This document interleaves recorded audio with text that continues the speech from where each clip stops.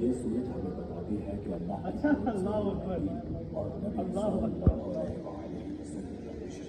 ضرور کامیاب سے ہمکنار ہوگا۔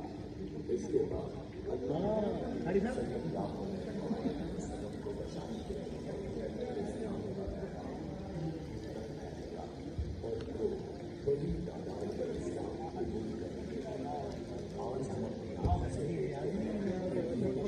اس طرح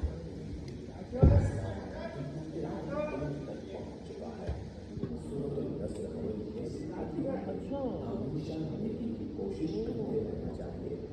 اللہ کا شکر ادا کرنا چاہیے۔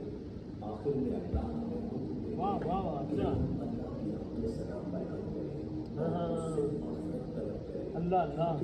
اللہ اللہ اللہ تعالیٰ نے بس